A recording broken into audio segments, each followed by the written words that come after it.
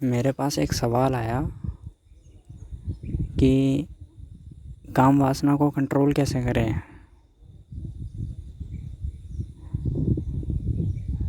मैं बोला कि सवाल ही गलत है।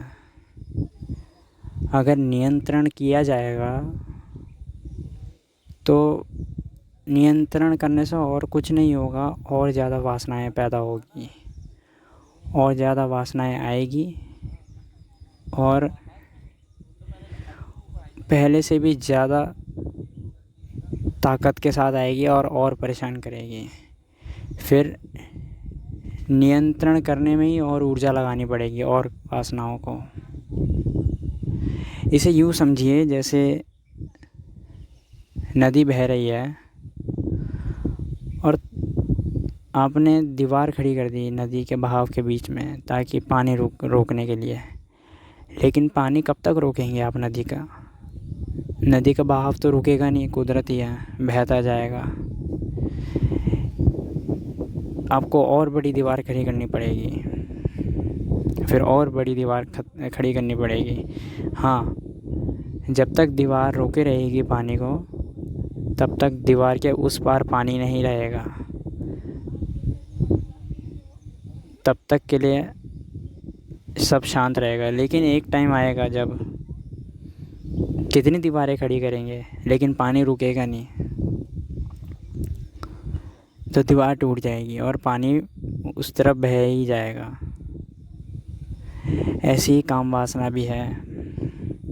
अगर काम वासना आपके मन के रास्ते से जाती है गुजरते हुए, तो आप क्यों रोकते हैं उसे?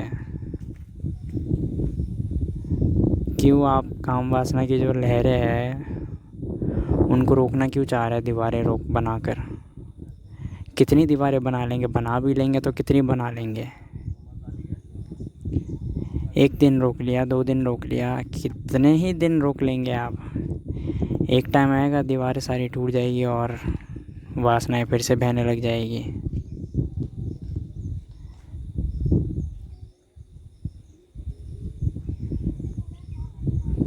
तो सवाल ही गलत है पहली बात, कि नियंत्रण कैसे करें।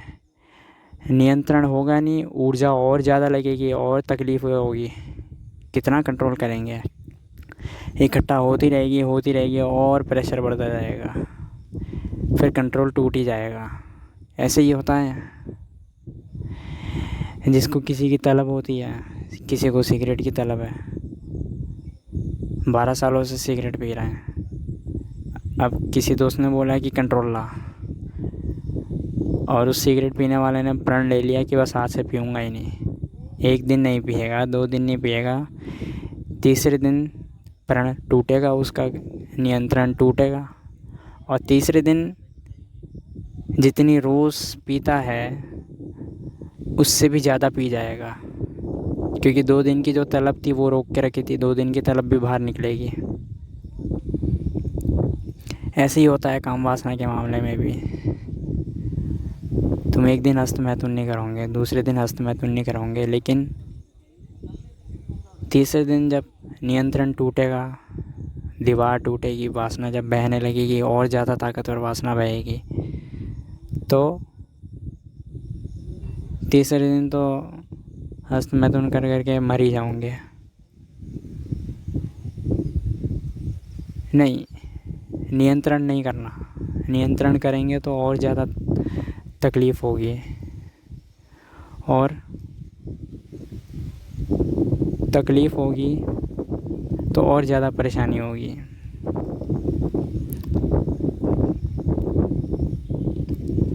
वासनाओं को बहने देना है, बिल्कुल ऐसे जैसे नदी बहती है और आप नदी की लहरों को देखें। नदी की लहरों को रोकने का प्रयास ना करें दीवार खड़ी करके। कितनी दीवारें खड़ी करेंगे? सिर्फ देखें। आप क्या करते हैं, वासनाएं आती हैं उनके अंदर बह जाते हैं। जैसे नदी के अंदर आपने कदम रख दिया और आप बह गए, नदी के साथ आगे जाके बह गए। नहीं, मैं कह रहा हूँ नदी को केवल देखना है। अगर आपके मन के अंदर काम वासना उठे, कोई गलत चित्र आ जाए मन के अंदर, या कोई नग्न लड़की का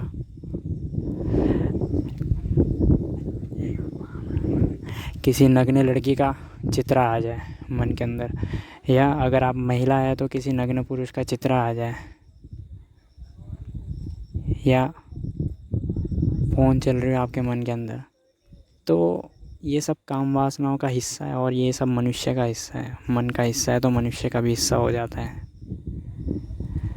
तो आप क्या करते हैं, बह जाते हैं। जैसे नदी में आपने कदम रख दिया, सीधा बह गए। मैं कह रहा हूँ कदम ही मत रखिए, नदी को बहते हुए देखिए। अगर आपके मन के अंदर ऐसे चित्र आते हैं, वासनाएं उठती है, तो आने दीजिए। आप केवल देखें, बिल्कुल ऐसे देखें जैसे आप नदी को बहते हुए देखते हैं अपने सामने। आपका तो मन नहीं करता नदी के अंदर जाने का, क्योंकि आपको डर है कि नदी के अंदर जाएंगे तो बह जाएंगे। मैं आपके मन की नदी की बात कर रहा हूँ, जहाँ से काम वासनाएं बहती है। तो मन की जो नदी है उसके अंदर जाने का सबका मन करता है, क्योंकि मन आपका ही है। लेकिन नियंत्रण आप कभी पा नहीं सकते, ये बात ध्यान रखिएगा।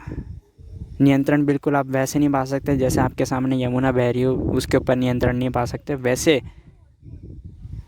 आप अपनी मन की नदी के ऊपर भी नियंत्रण नहीं पा सकते। लेकिन मन की नदी ज़्यादा आसान मालूम पड़ती है, क्योंकि वो हमारा ही मन है। लेकिन ऐसा है नहीं, मन आपका नहीं है। मन आपका हिस्सा ज़रूर है, लेकिन आपका मन नहीं है मन।